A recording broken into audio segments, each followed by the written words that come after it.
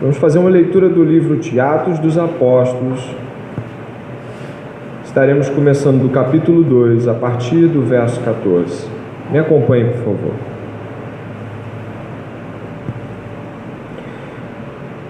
Então Pedro se levantou junto com os 11 e, erguendo a voz, dirigiu-se à multidão nesses termos: homens da Judéia e todos vocês que moram em Jerusalém, tomem conhecimento disto e preste atenção no que vou dizer. Estes homens não estão bêbados como vocês estão pensando, porque são apenas 9 horas da manhã. Mas o que está acontecendo é o que foi dito por meio do profeta Joel. E acontecerá nos últimos dias, diz o Senhor, diz Deus, que derramarei o meu espírito sobre toda a humanidade. Os filhos e as filhas de vocês profetizarão, os seus jovens terão visões e os seus velhos sonharão.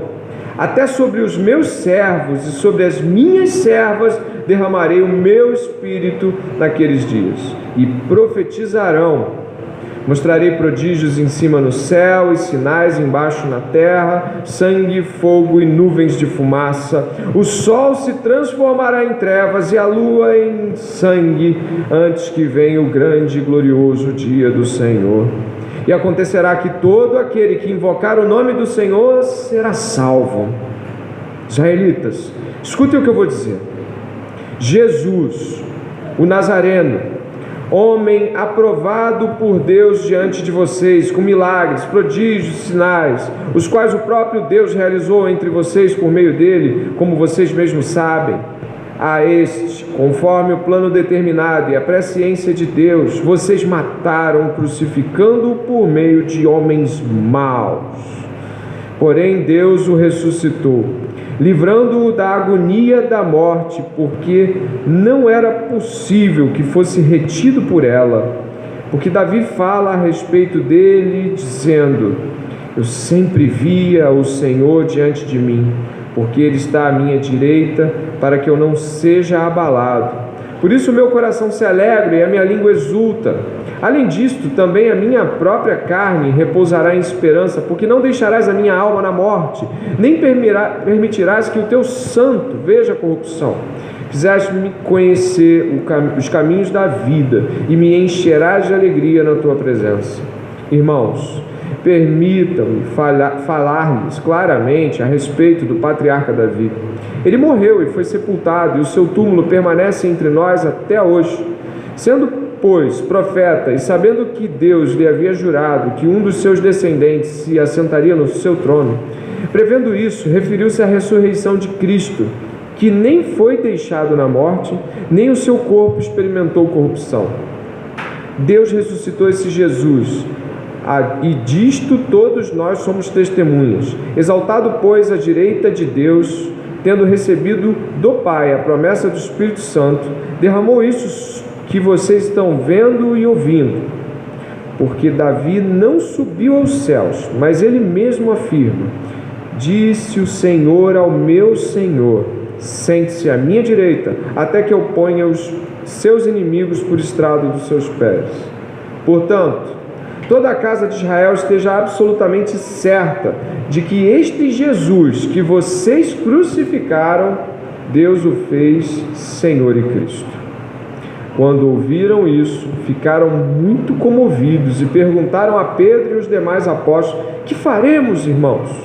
Pedro respondeu: arrependam-se e cada um de vocês seja batizado em nome de Jesus Cristo para a remissão dos seus pecados, e vocês receberão o dom do Espírito Santo, porque a promessa é para vocês e para os seus filhos, e para todos os que ainda estão longe, isto é, para todos aqueles que o Senhor nosso Deus chamar. Com muitas outras palavras deu testemunho e exortava-os, dizendo: salvem-se desta geração perversa. Então os que aceitaram a palavra de Pedro foram batizados, havendo um acréscimo naquele dia de quase 3.000 pessoas. Oremos ao Senhor. Pai, em nome de Jesus Cristo, a tua igreja essa noite, ouvindo esse testemunho, certamente espera não somente a leitura da palavra de Deus, mas a voz penetrante da palavra de Deus no coração de cada um de nós. Nós estamos carentes, necessitados, como aqueles que esperam que Deus fale intimamente com o nosso coração. Ah, Deus, tem misericórdia de nós essa noite. Olha para aqui, Deus. Olha para essa igreja local hoje. Olha para essas pessoas. Contempla o coração, a necessidade de cada um, Deus. Em nome de Jesus, derrama Teu Espírito sobre toda a carne. Derrama Teu Espírito sobre homem, mulher e criança aqui, Deus. Derrama Teu Espírito sobre nós.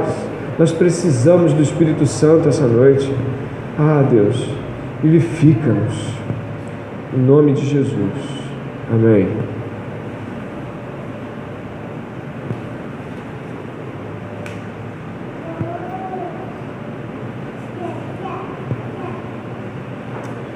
Novamente a paz do Senhor a todos. Nós estamos estudando o livro de Atos dos Apóstolos há quase 2 meses e temos tido a oportunidade de, entre tantos textos maravilhosos, contemplar a grandeza de Deus na atuação do Espírito Santo, seguindo a partir da ascensão de Jesus Cristo, chegando agora no primeiro sermão da igreja cristã inaugurada após o Espírito Santo ser derramado. É muito significativo. Ao contrário de semana passada, hoje a abordagem será mais parecida com um estudo que nos confere a possibilidade de escrever, analisar e discutir com o nosso coração de um ponto de vista mais retórico. No ano passado tivemos um sermão, hoje teremos um estudo. E eu gostaria que você pudesse ficar atento aos detalhes do texto, já que nós vamos observar meandros do texto que muitas vezes passam desapercebidos por nós. O pedaço que nós vamos trabalhar é esse que nós lemos, onde Pedro se levanta em meio a uma situação muito complicada, situação essa que eu tenho que abordar com os irmãos antes de podermos entrar nos versos iniciais. Se observarmos com cuidado, o que tinha acontecido aqui foi o derramamento do Espírito Santo, sobre aquele cenáculo, onde 120 pessoas estavam orando há 10 dias, elas se reuniam, não sabemos se todos os dias ou a toda hora, mas elas se reuniam com frequência profunda, todo o tempo em oração, buscando a face de Deus, até que o Espírito Santo, 10 dias após a ascensão de Jesus Cristo, é derramado sobre aquele cenáculo. O cenário se torna sobrenatural. As pessoas começam a falar em línguas das quais não dominam. Elas são pessoas simples, e é muito importante ressaltar isso. Eu gostaria que você pudesse olhar o verso 7, parte B. Os passantes por ali, eles ficam extremamente atônitos com o fato de serem galileus. A Galileia era uma região sem importância profética, era uma região sem importância histórica e sem importância econômica, social, política, comercial. A Galileia era um lugar qualquer, um desses lugares que você descobre no mapa e acha que talvez nem exista. A Galileia não era lugar nenhum. Portanto, estarem atônitos com os galileus também confere ao aspecto sociocultural desses homens. Eram homens iletrados em sua maioria, ou homens não intelectualizados. Então esse ponto do verso 7 é muito significativo. Eles olharam e falaram assim: mas como essas pessoas podem estar falando em idiomas assim? São todos galileus. Os comentaristas ressaltam com importância de que eles muito bem poderiam ter sido reconhecidos pelas vestimentas. Então não ache estranho aqui de que aqueles que nem os conhecem possam classificá-los como galileus, porque as roupas, mesmo de cidades às vezes próximas, se distinguiam sob o ponto de vista cultural. Então nós temos um primeiro insight: homens incapazes de falar em línguas de outros lugares estão falando dessas línguas. E isso é um primeiro sinal de que algo diferente está acontecendo. Em seguida eu vou com você até o verso 13, onde a gente repousa sobre uma frase que na minha tradução, a Nova Almeida atualizada, está assim: outros, porém, zombando, diziam, o que está na sua Bíblia? Na minha estão bêbados, não é isso? Então eu acho que não foge muito da sua tradução. O que nós temos aqui? Nós temos pessoas olhando para um grupo de homens e mulheres, deixa bem claro, homens e mulheres, profetizando, falando das grandezas de Deus, 9 horas da manhã, sem nenhuma intelectualidade que explique aquilo, e você tem um grupo atônito dizendo: isso não é possível, E tem um outro grupo zombando, escarnecendo é a palavra grega mais bem colocada aqui. Existe então um ambiente que eu gostaria de citar, não é um ambiente que nós estamos aqui hoje, é um ambiente que não está preparado para um sermão. Você veio para cá e ninguém está esperando outra coisa senão um estudo bíblico. Mas aquelas pessoas não. Elas passaram e ouviram grandezas de Deus na boca de pessoas despreparadas, na opinião delas. Então algumas se assustaram e outras zombaram. E esse é o momento onde Pedro se levanta. Por isso temos que enfatizar, Pedro se levanta em um momento muito complexo. O Espírito Santo não está sendo derramado em uma vigília programada. O Espírito Santo não está sendo derramado num retiro, num encontro para o derramamento do Espírito Santo. É um momento não propício para um sermão. Vocês estão entendendo? Não é um momento fácil. Pedro, então, é a palavra que levantou-se, não é sobre o fato de ele estar sentado, mas de que ele se afasta e se coloca na frente. Ele abre espaço entre os 11 e se coloca na frente. E aí temos aí um realce importante, né? Esse mistério das línguas é um milagre. E Hernandes Dias Lopes cita sobre esse momento pontualmente. Ele fala assim: interessante que milagres podem atrair as multidões, mas não são capazes de transformar os corações. As igrejas de milagre atraem multidões, mas elas não são capazes de propor uma transformação. Ok? O milagre não tem o objetivo de transformar o coração. Isso tem que ficar muito claro. Às vezes você fica pensando que se aquele teu tio doente, seu avô doente, se ele visse um milagre, ele se convertia. Leso engano. O milagre não converte ninguém. O que vai converter gente aqui? Pregação do Evangelho.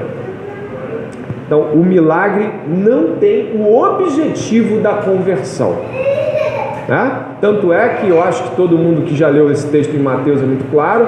Quando os discípulos de João Batista se aproximam para perguntar se Jesus é quem ele é mesmo, Jesus está fazendo um monte de coisa na frente deles. Depois que faz, que cura, que cego vê, que coxo anda, Jesus fala assim: olha só, cego está vendo, coxo está andando, e arremata com o quê? Mas o evangelho está sendo pregado aos pobres. O que Jesus ressalta é o que eles já estão vendo. Eles já estão vendo os milagres, mas ainda assim perguntam: é tu mesmo? Portanto, não venha com a falsa ideia de que se nessa igreja aqui tivesse uma rotatividade de gente saindo milagrosamente curada, nós teríamos uma igreja mais santa, uma igreja mais pura, uma igreja mais igreja. Negativo. Deus cura, Deus torna a visão ao cego, Deus faz isso tudo. Só que isso não transforma o coração de ninguém. Quem viu mais milagre do que o povo de Israel? É difícil. Uma geração que viu coisas que nós não vamos ver. Então, você pode ser curado, você pode falar em língua, você pode abrir os mares para alguém, você pode... Até gente ressuscitada o povo viu Jesus fazendo. Mas o coração mantinha-se endurecido. E eu acho que o verso 13 traz muito bem a condição do coração do homem. Um coração zombador, um coração escarnecedor. O Simon Kitzmaker é um comentarista não muito conhecido, mas ele tem uma sequência de comentários muito pertinente, muito ortodoxo, muito legal. E ele vai falar sobre isso. Ele vai dizer que se você olhar o livro de Atos, existe uma sequência de acontecimentos quando os fatos se desdobram um seguido ao outro. A primeira coisa que acontece em Atos é zombaria. Se essa condição se segue, vem o questionamento. Depois do questionamento, as ameaças, porque a zombaria não calou, o questionamento obteve resposta. Então depois que alguém não consegue te calar, ela te ameaça de alguma forma. E aí no livro de Atos você vai encontrar prisão, açoite e morte. É uma sequência que Jesus também passou, repetindo: zombaria, questionamento, ameaça, prisão, açoite, assassinato. Não parece ser o tipo de currículo que você quer ter na vida, Você escreve o seu currículo de cristão, e aí, o que está acontecendo? Zombaria, e depois questionamento, depois ameaça, depois tem prisão, e depois depois tem açoite, depois assassinato. Esse é o seu currículo de cristão, então ele está fechado, está amarrado. Acho que ninguém aqui chegou no ponto último, né? Já apanharam? Não sei se apanharam, por amor de Jesus. Mas onde a gente chega aqui? O livro de Atos dos Apóstolos traz aqui o momento-chave do primeiro sermão da Igreja Apostólica. E são 19 discursos e sermões em Atos. Atos é o livro que narra com mais profundidade a atividade missionária. E o livro que narra com mais profundidade a atividade missionária é o livro que mais fez questão de mostrar pregações. De Pedro são 8. De Paulo são 9 discursos, sendo 5 sermões completos. Tem o de Tiago, tem o de Estevão, lindíssimo sermão de Estevão. Então, eu gostaria que você pudesse, nesse momento, fazer uma reflexão, um pensamento. Lucas entende a atitude missionária do seu escrito. O livro de Atos é um livro missionário. E ele entende tão bem que ele coloca lá 19 pregações. Isso deveria nos trazer a ideia de que se Lucas queria nos dar um incentivo missionário, eu acho que ele disse: pregue, abre a boca, fale, né? Esses discursos missionários aí, esses sermões e tudo mais, desses todos ele começa com Pedro, que é onde a gente também está olhando agora. Pedro, então, no verso 14, repousa seus olhos, ele olha essa multidão de pessoas e diante dessa multidão ele faz a primeira coisa que eu acho que às vezes a gente não tem noção que deveria fazer. Ele trabalha uma apologética, muito simples, talvez não seja a sua apologética, né, pressuposicionalista, evidencialista, mas ele trabalha uma apologética. E qual é o objetivo de Pedro aqui ao trabalhar uma apologética? É a primeira coisa que, se ele não trabalha uma apologética ali, naquele momento, e aí a apologética cabe aqui, o que é apologética? É uma defesa. No caso aqui ele traz uma apologética, uma defesa dos irmãos dele. E ele vai dizer assim: olha, homens da Judéia e todos vocês que moram em Jerusalém, tomem conhecimento disso e prestem atenção no que eu vou dizer. Ele chama a atenção para si.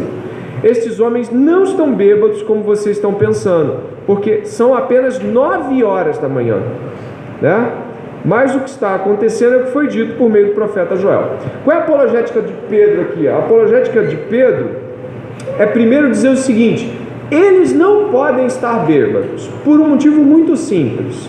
Eles estão numa festa da colheita, não a festa do vinho, que acontecia 3 meses depois, a colheita do vinho, era uma festa de cereais.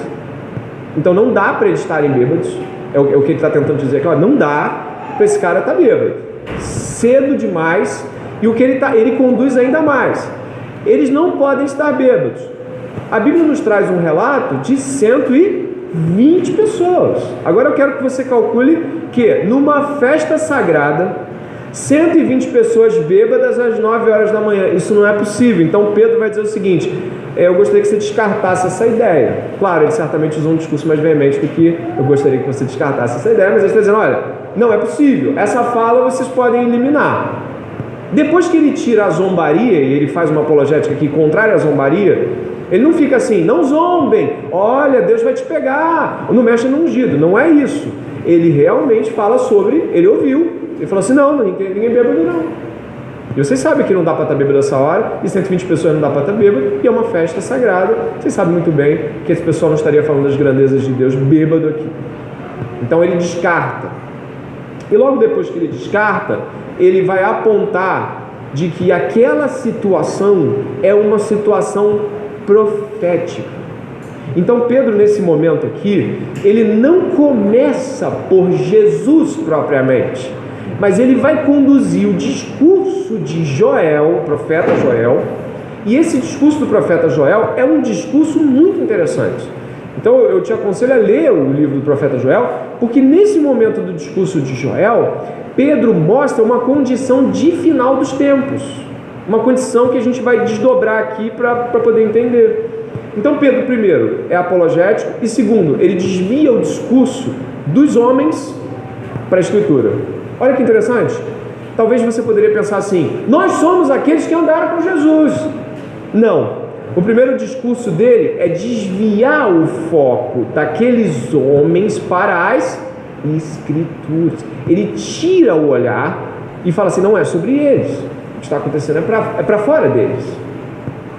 Nesse momento aqui, você percebe que Pedro tem uma cuidadosa divisão, e eu peço que você observe que do 22 ao 24, ele apresenta no verso 22 ao 24, eu gostaria que você pudesse olhar, ele apresenta Jesus, ele apresenta o Nazareno, Jesus, o Nazareno. Por que isso?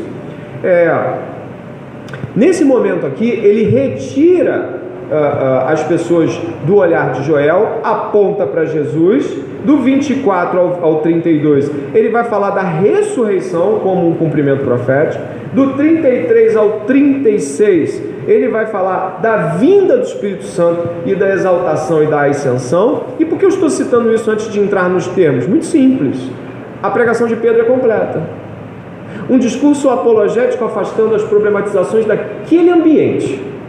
Um apontamento profético dizendo: o que eu vou dizer não é sobre mim nem sobre esses homens, é sobre muito mais atrás do que isso. E depois que ele consegue trair a atenção das pessoas para dentro da Escritura, ele diz: agora é sobre Jesus. E esse Jesus, ele morreu e ressuscitou. Segundo ponto, ele morreu e ressuscitou e não parou, ele foi exaltado e ele subiu. Então o discurso de Pedro é um discurso completo. E o fato dele estar aqui abrindo a pregação apostólica não é à toa, né?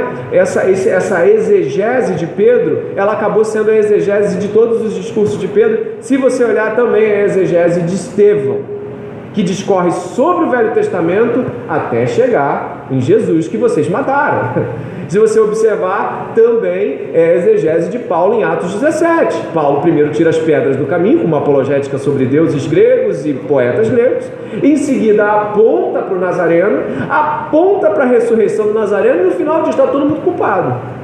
Incrivelmente, a pregação de Pedro fez a escola apostólica. Ela constrói a escola apostólica. E por que não a nossa? E por que não? O resultado dessa pregação todo mundo conhece, a gente vai ver. 3.000 almas, 3.000 conversões, lá no final de onde vamos ler. Então eu gostaria que você pensasse que você talvez esteja diante de um sermão eficaz, um sermão redondinho, né? E a maioria dos que eu conheço, todo mundo aqui, eu sei que são pessoas que conhecem o Senhor Jesus Cristo. Então eu estou diante de pessoas que, por eu conhecer e saber que são cristãs, você pode imaginar o que é estar diante de um sermão redondinho? Às vezes algumas pessoas perguntam assim: André, você me dá um esquema de sermão? Então toma aqui um esquema de sermão para você. Pedro. Agora você quer ver outra coisa que Pedro faz? Que é muito interessante no sermão dele. A gente vai caminhar nessa belíssima discussão sobre Pedro. Ele não deixa ninguém de fora. Olha como é que ele chama o verso 14. Quem ele chama a atenção? Ele fala o quê? Homens da Judéia e todos vocês que moram em Jerusalém. O que é isso aqui nesse momento? É um discurso para todos, certo? Mas ele vai no verso 22 dizer o quê? Dá uma olhada no verso 22. Israelitas. Sabe o que ele faz? Ele traz um apelo nacional ali. Ele chama o coração do povo de Israel. Então ele já destoa daquele primeiro grupo. Por quê? Aquele primeiro grupo misto dos zombadores tinha todo mundo. E aí ele falou assim: todos os homens, todo mundo que está aqui morando. Aí todo mundo que está morando está olhando para ele. O discurso entrou. Depois que o discurso entrou, verso 22, ele chama a nação, israelitas. E eu não sei se vocês perceberam, depois que ele cita israelitas, ele não para de citar Davi, rei de Israel.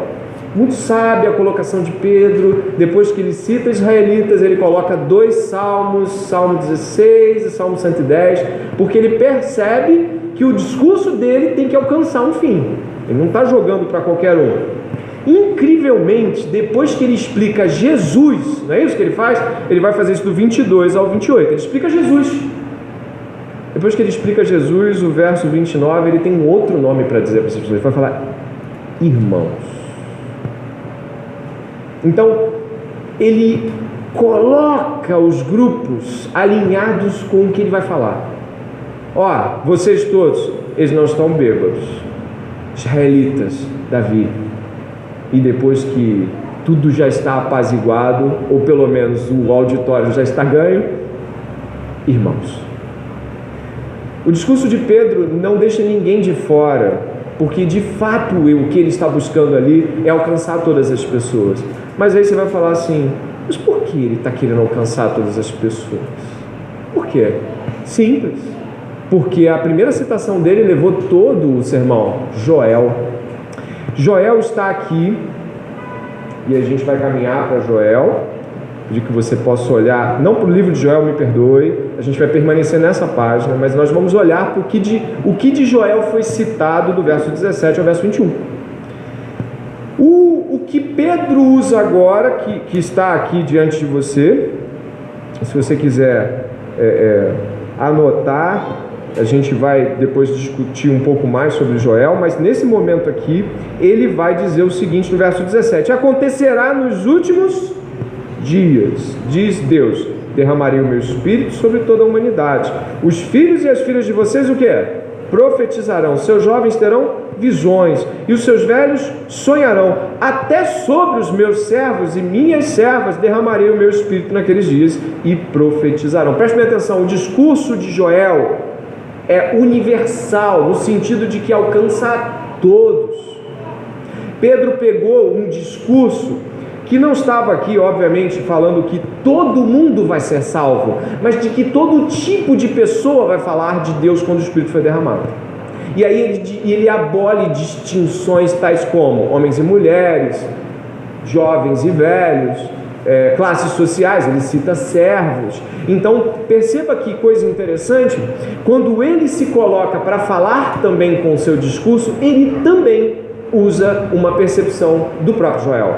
Olha, irmãos, israelitas, todo o povo que está morando aqui, Pedro entende que a natureza do Evangelho é para toda a raça e de que todos seriam alcançados. A citação bíblica de Pedro não destoa do texto que ele retirou da Bíblia para poder usar. Então ele usa um texto e caminha com a sua dinâmica.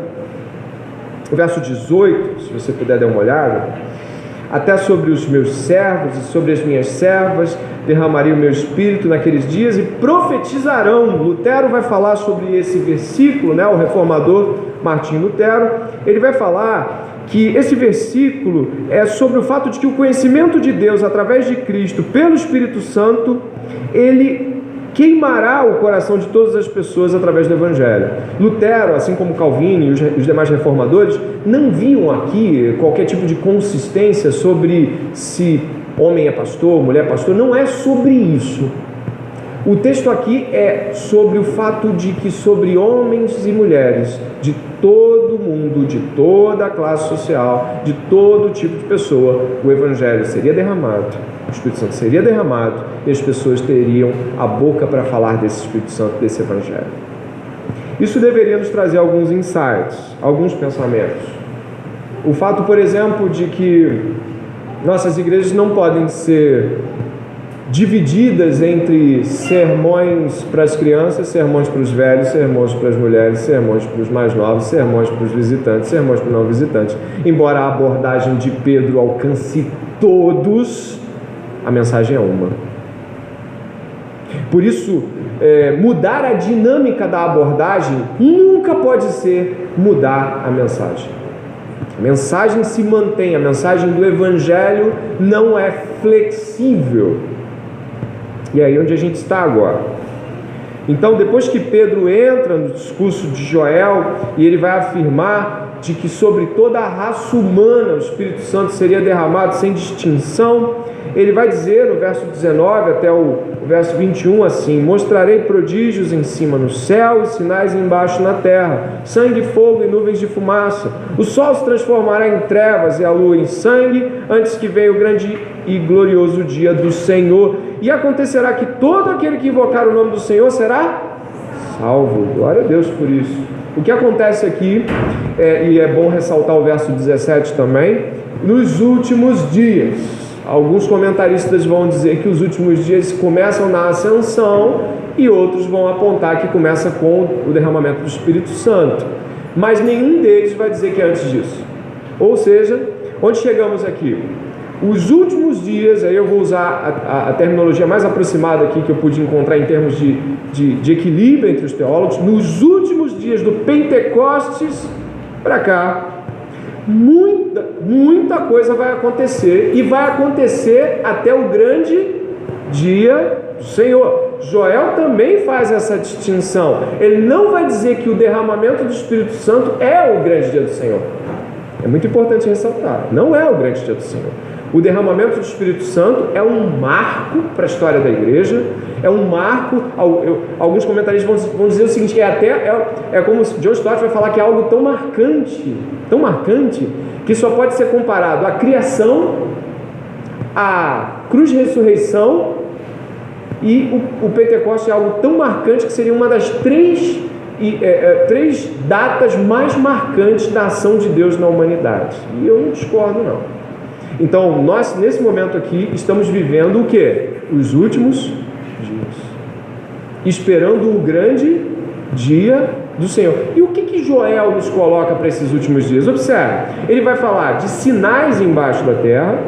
Ele vai falar de prodígios em cima no céu e sinais embaixo da terra.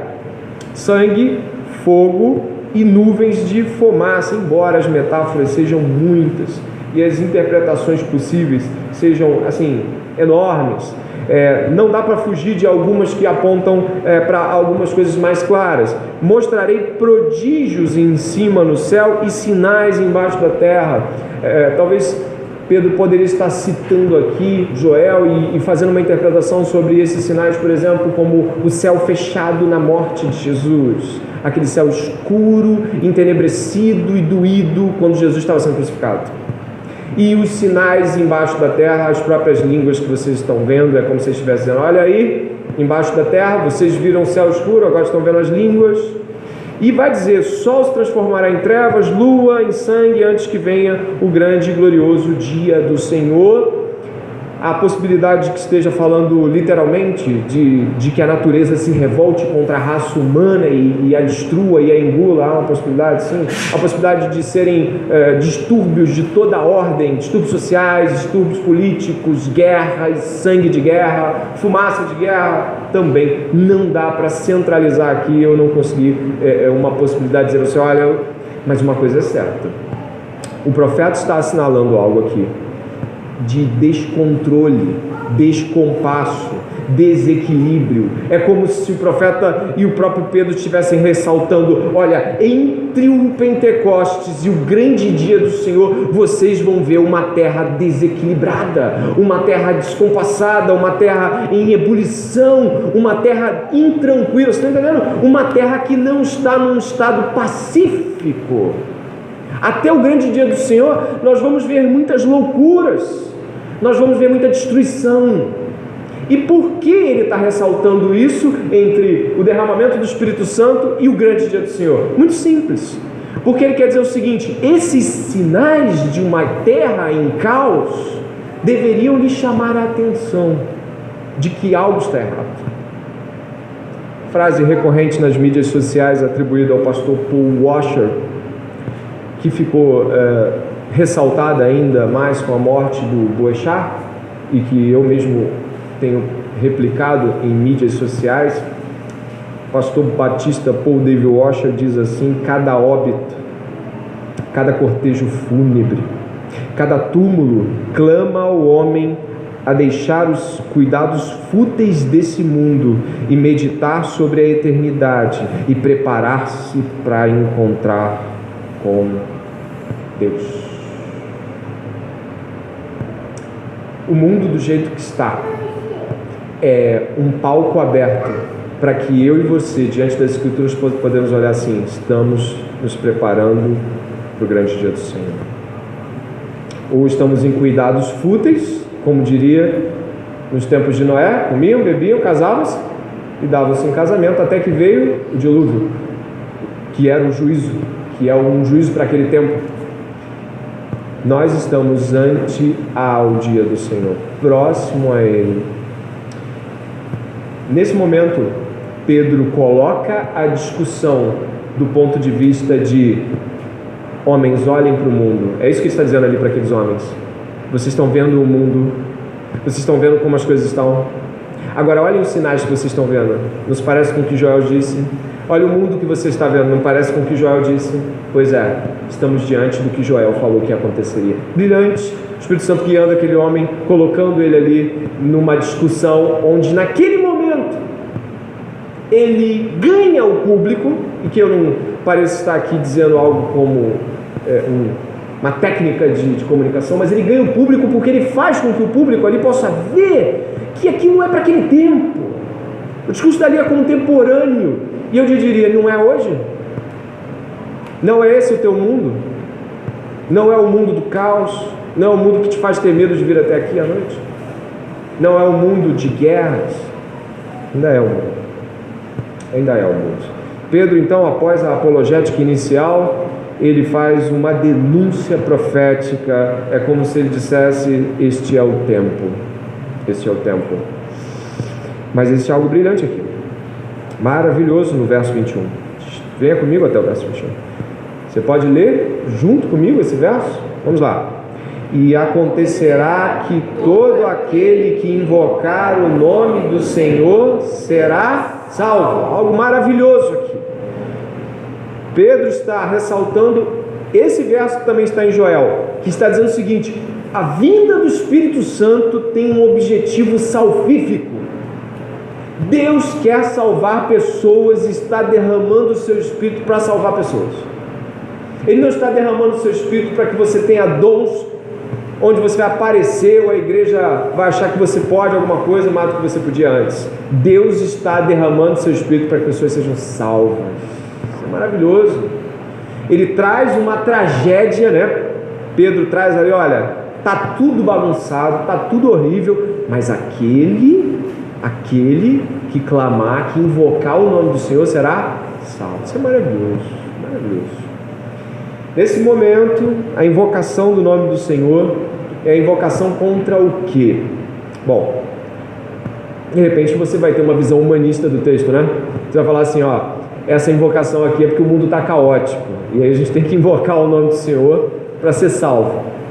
Não. Invocar para ser salvo do grande dia do Senhor. 1 João diz que o perfeito amor lança fora todo medo. O que muita gente não lê é que os versículos anteriores afirmam que você pode entrar diante de Deus, salvo por Ele, sem nenhum medo, porque lhe está garantida a entrada diante do Senhor. Não é o perfeito amor lança fora o medo de ter um cachorro bravo na rua, ou medo de ficar desempregado. É perfeito amor que lança fora o medo de estar diante de um Deus irado. Invocar e ser salvo do que? De Deus. Invocar para ser salvo da grande ira, como diz o peregrino, fuja da ira que virá.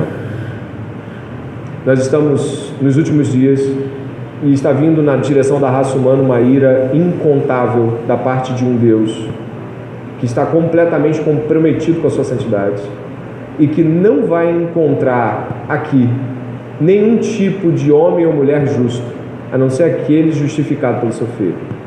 Nenhuma desculpa diante do trono, e diante desse trono, diante do julgamento do grande trono branco, não haverá desculpas. Então eu conclamo a igreja nesse momento do sermão a pensar profundamente sobre a sua condição em Cristo, a sua condição salvífica. Você é salvo, tem certeza da sua salvação, certeza por quê?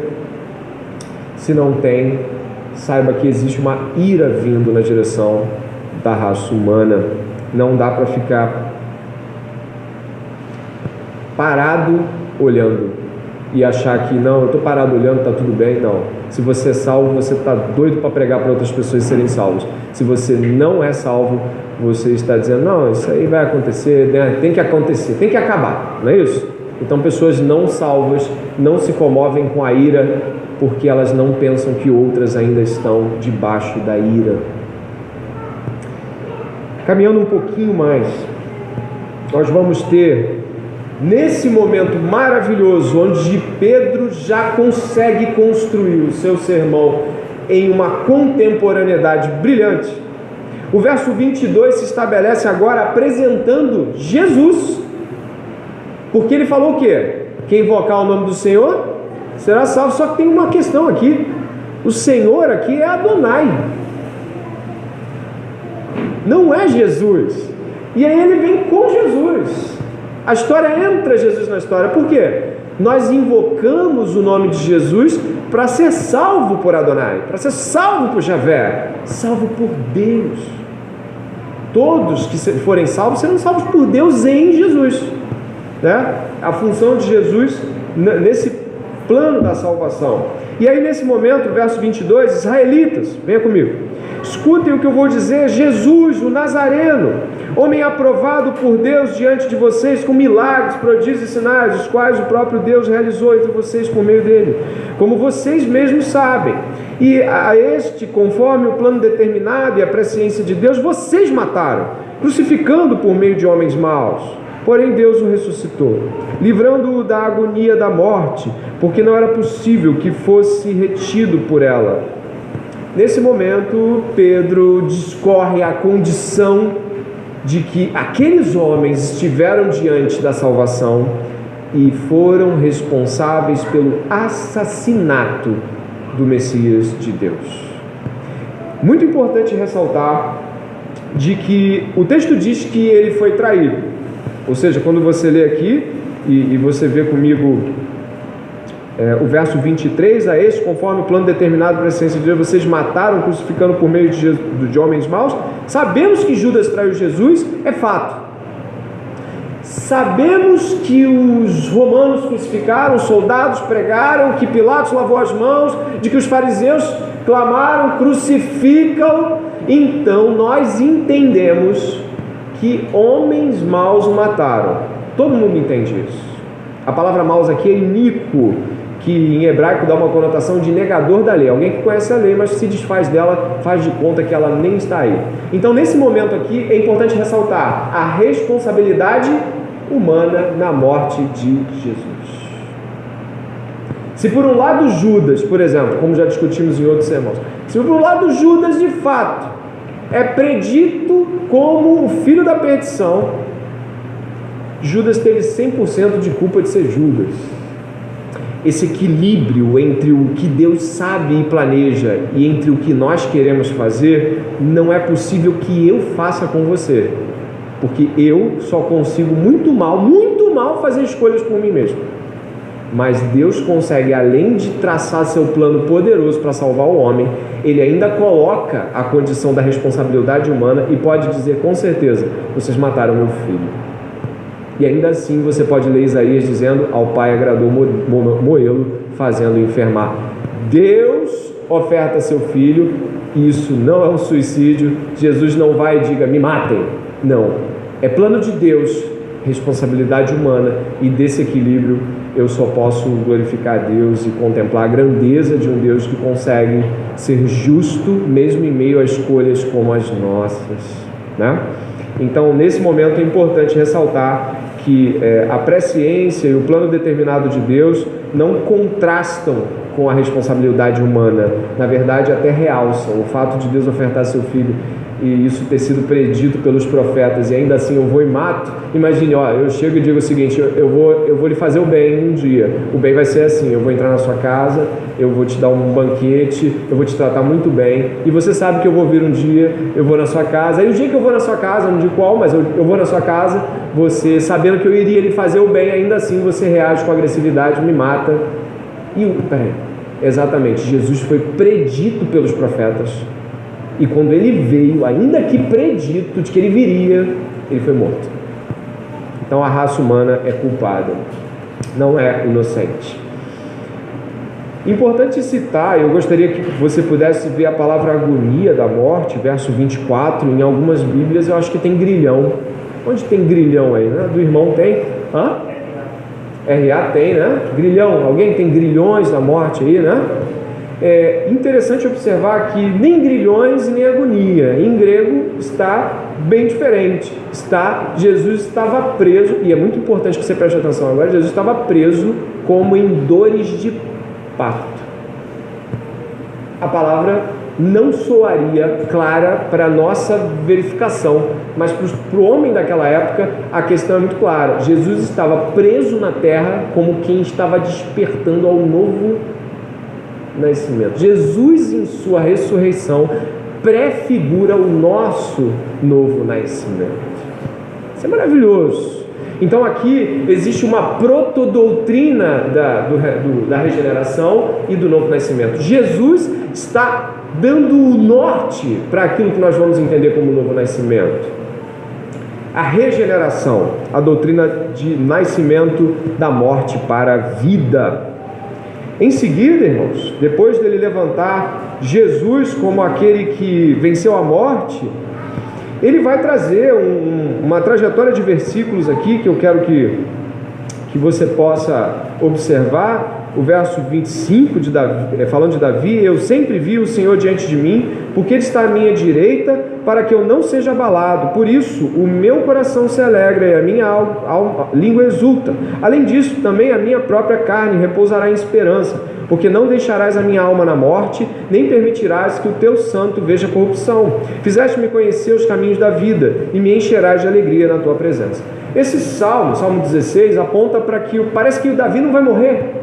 O Salmo 16, se você ler, ele vai falando de Davi, mas depois parece que Davi não vai morrer no final do Salmo. Isso não faz sentido. Então o que Pedro entendeu através do Espírito Santo? De que não era sobre Davi, de que era sobre a descendência de Davi, e de que essa descendência teria um rei que não viria corrupção, não seria apodrecido com os laços da morte, que voltaria e de que reinaria perpetuamente, porque isso era profetizado também, de que Davi jamais deixaria de ter um descendente no trono. Então, nesse momento, Pedro faz algo que eu gostaria que os irmãos pudessem perceber o quão importante é um profeta que excelentemente interpreta a Bíblia. Porque quando nós estamos diante das Escrituras, existem perigos de heresias e falsas doutrinas, e nesse momento Pedro faz uma exegese. E qual é a exegese que Pedro faz? O que ele usa nesse momento? Ele faz a exegese cristã primitiva. Ele pega o Velho Testamento e não lê mais apenas, mas aponta para Cristo Jesus. Ele dá o início de um processo que não para, onde você vai ver Paulo fazendo isso em Gálatas, você vai ver Paulo fazendo isso em Romanos, que é ler a Bíblia no Velho Testamento sempre apontando para Jesus. O Velho Testamento é sobre Jesus, né? Quando nós estamos acostumados a fragmentar as histórias do Velho Testamento, o que nós temos é grandes lições de vida. Abraão, homem de fé. Moisés, perseverança. E não é isso. O que Deus espera que vejamos no Velho Testamento? Cristo Jesus. Moisés, um tipo de Cristo, tirando o povo da escravidão de Israel, tal como Cristo nos tira da escravidão do pecado. Abraão, saindo de sua terra, sua parentela, assim como Jesus deixou o céu e veio até nós. O Velho Testamento é sobre Cristo Jesus, e Pedro aqui inaugura brilhantemente, não sem Jesus, obviamente. Jesus havia feito isso quando afirma que toda a Escritura é sobre ele, afirma que ele é o cumprimento da Escritura, afirma que, por exemplo, a serpente que Moisés fez no deserto para que o povo fosse curado, olha, quando Moisés levantou aquela serpente, olha, era eu ali, é como se eu fosse levantado lá na frente. Então, não tenha dúvidas, Jesus nos traz essa referência, olha, o Velho Testamento é sobre mim. E Pedro, no discurso cristão aqui, inaugura o primeiro apontamento sobre Cristo no Velho Testamento. Então, no verso 36 em diante, que eu quero onde os irmãos possam repousar, Pedro, então, que discorre do 29 até o 33, sobre isso que eu lhes falei agora, ele vai entrar no 34 falando assim: porque Davi não subiu aos céus, mas ele mesmo afirma: disse o Senhor ao meu Senhor, sente-se à minha direita, até que eu ponha os seus inimigos por estrado dos seus pés. Salmo 110 esse. Irmãos, o Salmo 110 começa com essa afirmação. Disse o Senhor ao meu Senhor. Eu não sei o quanto de vocês já se perguntaram sobre como os judeus veem algumas passagens das Escrituras. Eu gostaria de ressaltar, por exemplo, que os judeus não leem Isaías 53 em quase hipótese alguma, porque eles têm uma preocupação muito grande, já que Isaías 53 é extremamente cristocêntrico. Existem judeus que não são nem incentivados a ler Isaías 53, eu te incentivo a ler em casa. Os judeus não têm nenhuma explicação razoável para o início do Salmo 110. Disse o Senhor ao meu Senhor. Peraí, disse o Senhor ao meu Senhor. Então tem dois senhores, entende? Não é razoável a interpretação, a não ser que a chave hermenêutica do Velho Testamento venha ali: Cristo Jesus. Quem é o Senhor do Senhor? Jesus. Ele é o nosso Senhor, de quem o nosso Pai, que também é nosso Senhor, nos colocou como intermediário na casa de Davi. Então, nesse momento aqui, nós temos Pedro mais uma vez dizendo: eu sei que vocês nunca entenderam isso, mas eu vou explicar. Esse Senhor é Jesus. Nesse momento, irmãos, verso 36, é incrível, né? Olha o verso 36.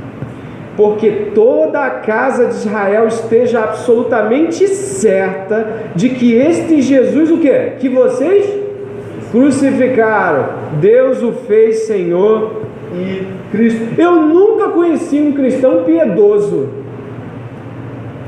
que se auto-justificasse o tempo todo. Eu já conheci gente que se converteu e logo depois que você admoestou ela, falou assim: para de se auto-justificar, você não é nada. Ela baixou a cabeça e falou: é verdade.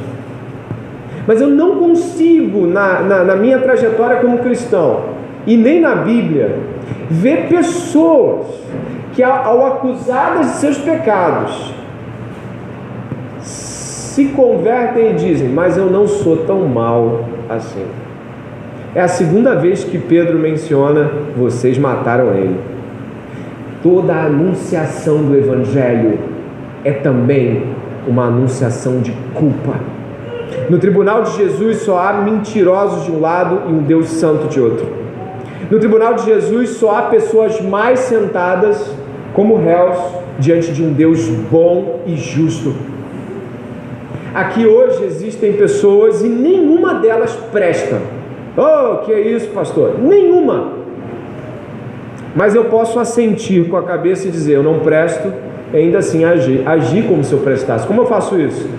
Me justificando, achando que eu realmente sou melhor que alguém, achando que eu posso de fato não perdoar alguém. Isso é ser melhor que alguém. Porque quando eu não perdoo alguém, o que eu sou? Melhor que aquela pessoa. É muito simples. Muito simples. Portanto, Pedro mais uma vez ressalta o clássico da pregação cristã. Qual é o clássico? Todo mundo é mentiroso e Deus é verdadeiro. E o que isso traz no coração de alguém que o Espírito Santo está tocando? Quebrantamento profundo, um senso de indignidade, um senso de: eu não mereço Bíblia, eu não mereço igreja, eu não mereço pastor, eu não mereço irmão, eu não mereço nada, eu não mereço vida, eu não mereço saúde. Isso é alguém que está quebrantado, é alguém que não merece. E vocês vão ver isso agora, quando a gente ouvir o verso 37, né? Então, antes de entrar no 37, eu quero ressaltar algo. Mais uma vez, Pedro acusa eles de terem crucificado. Só que o discurso aqui está praticamente fechado. Está fechado. Então, quem eles crucificaram? No começo da discussão, lá no meio do 22, 23, 24, eles crucificaram aquele que era o motivo da derramada do Espírito Santo. Depois ele discute a casa de Davi. E aí o que ele aponta? Não era sobre Davi, era sobre um descendente de Davi. E todo israelita tinha noção clara: não toque no ungido de Deus. Davi deu exemplo disso em Saul. Não toque no ungido de Deus. Qual é a afirmação de Pedro aqui? Vocês mataram o ungido de Deus. Morte, traição é morte. Se você traiu o rei, você deve morrer. Qualquer civilização que teve rei, até pelo menos o século XIX, traiu o rei. Até a Inglaterra do século XIX, enforcamento. Traiu o rei e traiu o rei da vida, o ungido, o Messias. Morte. Verso 37. Quando ouviram isso, ficaram muito comovidos e perguntaram a Pedro e aos demais apóstolos: que faremos, irmãos? Não é mais bêbados, não é galileus. O discurso muda quando a palavra de Deus chega, abaixa a bola. Irmãos, importante aqui, a palavra comovido talvez esteja na sua Bíblia compungido, tá? Que em grego é acusantes, ser ferido com uma espora violenta, com uma ferroada violenta, como se um ferimento grave atravessasse aqueles homens. A palavra em grego é: e foram feridos, estavam feridos. A palavra de Deus é espada que penetra, e ela corta de um lado, ela corta de outro, ela fere o homem. Ninguém que ouve o evangelho da salvação para ser salvo não sai ferido por ele. Agostinho dizia: feriste, te amei. Você precisa sair ferido se quiser ser salvo. O evangelho salva, não sem antes ferir. O evangelho cura a alma de alguém, não sem antes desferir-lhe um golpe mortal. O evangelho machuca o homem.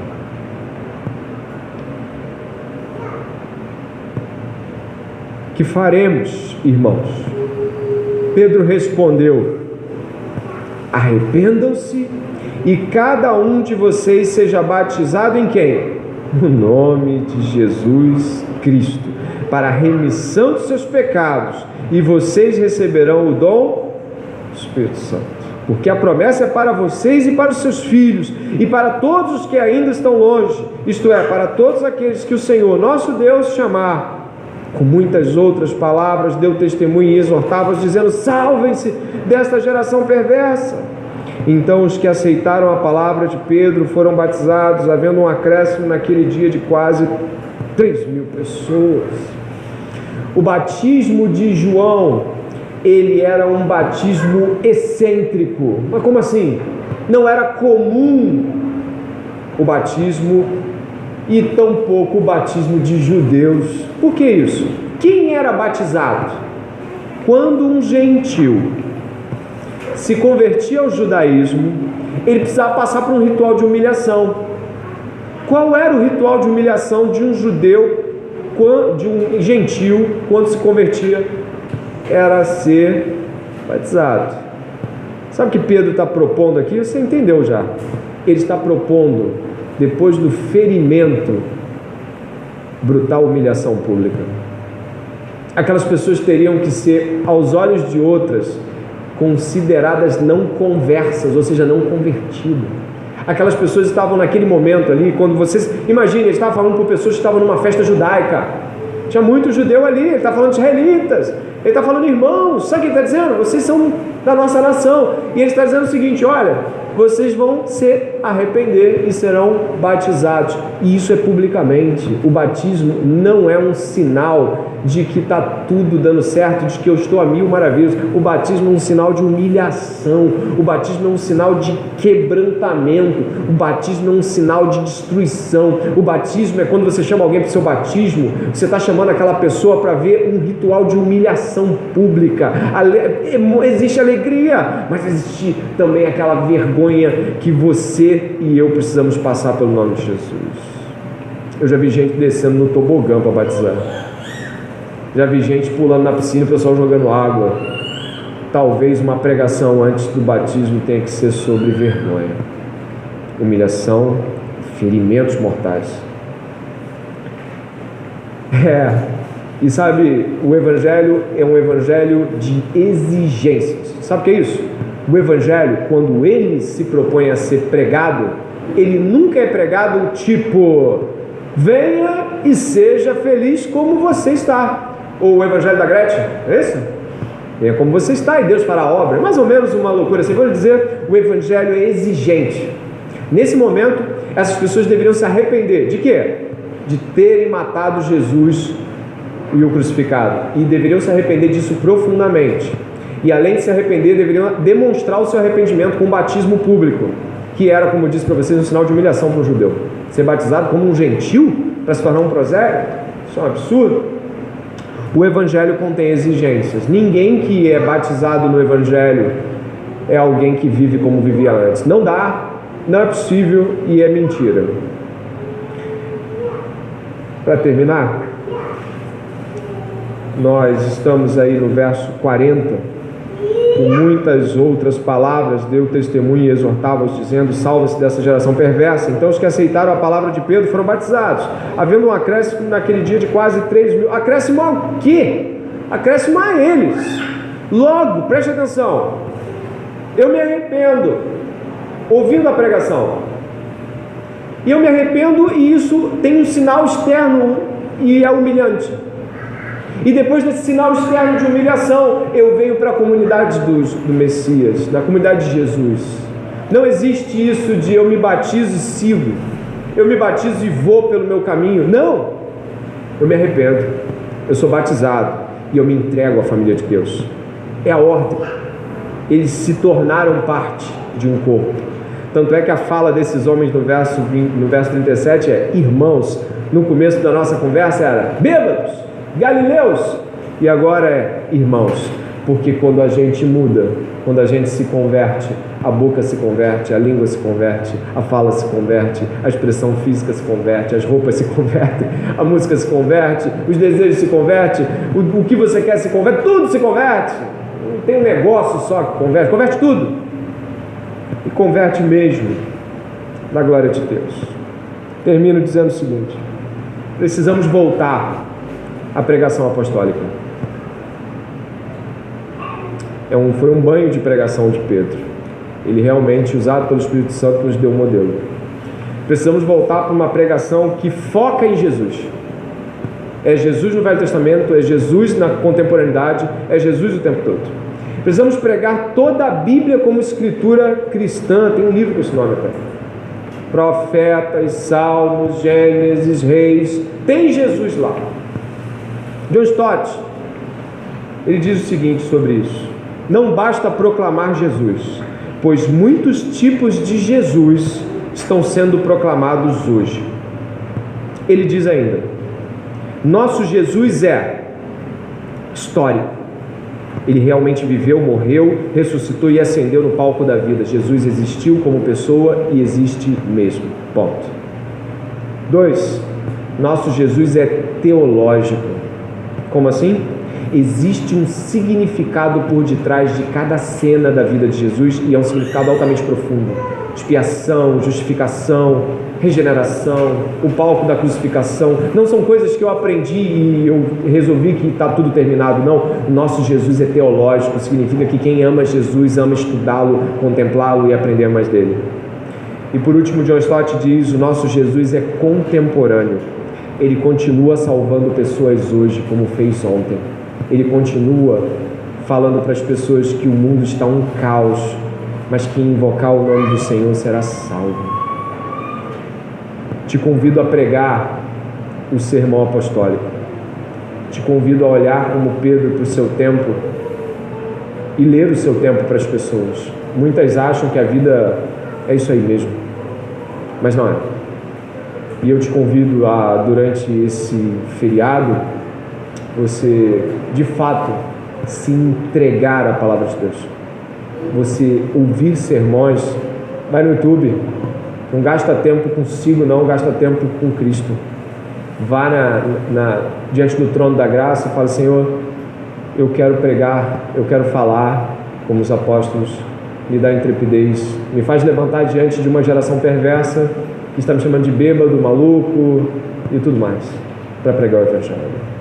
Nós vamos fazer a última oração agora, logo depois Todos fiquem à vontade, mas eu peço que o seu coração seja entregue nessa oração. Pai, em nome de Jesus, pela bondade de Deus em Cristo, nós aprendemos que o Evangelho, ele traz muita culpa. No Evangelho, eu percebo que sou um criminoso e de que meu discurso de pagar as contas em dia e de fazer tudo certo não cumpre a agenda de Deus. Em nome de Jesus, ó Pai, todos aqui se colocam a serem examinados por Deus, mas o exame vai achar culpa. O exame acurado de Jesus vai achar pessoas religiosas vivendo para si mesmos, cumprindo alguns domingos na agenda da religiosidade. Ó Senhor, que o nosso coração essa noite tenha o mínimo de honestidade de olhar para o discurso de Pedro e dizer: nós o matamos. Que cada homem e mulher aqui hoje possa ter certeza de que ouviu sobre o Evangelho e que nunca vai poder chegar diante de Deus dizendo que não sabia. Estamos nos últimos dias e o grande dia do Senhor se aproxima. Mas há uma grande oportunidade. Existe uma grande oportunidade essa noite de que, se alguém invocar o nome do Senhor e crer, será salvo. Salvo da ira, salvo de Deus. Ó Senhor, renova o nosso espírito através do Evangelho, nos dando a certeza de que, embora mereçamos o inferno, pela graça de Jesus há uma chance hoje. Obrigado, te louvamos, te agradecemos, no nome santo de Jesus. Amém. Glórias a Deus.